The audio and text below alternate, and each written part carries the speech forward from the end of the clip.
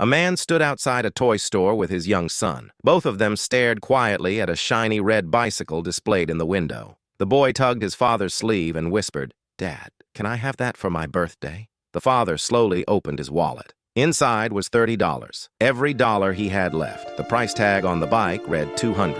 He swallowed hard and forced a smile. "Not today, son. Maybe next year." The boy nodded, trying not to cry. "Okay, Dad." Nearby, a woman watched them silently. Inside the store, a different scene was unfolding.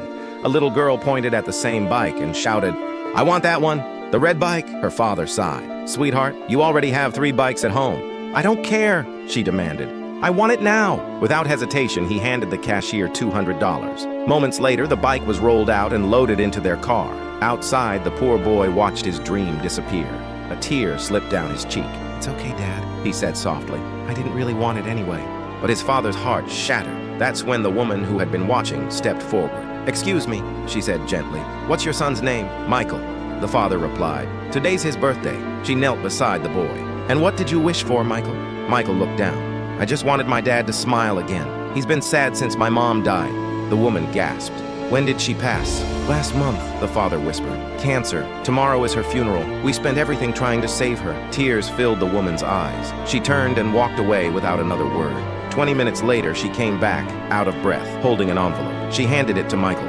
Inside was $200 in cash and a handwritten note. It read, "For the bike. Happy birthday, my love. Mom." The father froze. The handwriting, it was his wife's. How did you get this?" he whispered. The woman's voice shook. "Your wife was in my grief support group. Before she passed, she gave me this envelope. She told me about this store, this bike, and this exact day. She asked me to give it to Michael here." The father dropped to his knees, sobbing. Michael pressed the note to his chest. "Dad, Mom remembered my birthday." The father pulled him close. "She never forgot you, son, not even for a second." Together, through tears and laughter, they walked back into the store and bought a bicycle.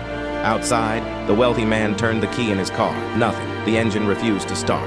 "You've got to be kidding me," he muttered, calling for a tow truck. As they waited, Michael and his father walked past, smiling, crying, holding the bike. The rich man's daughter watched quietly. "Daddy," she whispered, "that boy looks happier with 1 bike than I am with 3. Michael heard her and stopped. He walked over and said gently, "My mom told me before she died, being grateful isn't about having a lot. It's about loving what you already have." Michael's father knelt to the girl's level. "When you have everything, nothing feels special.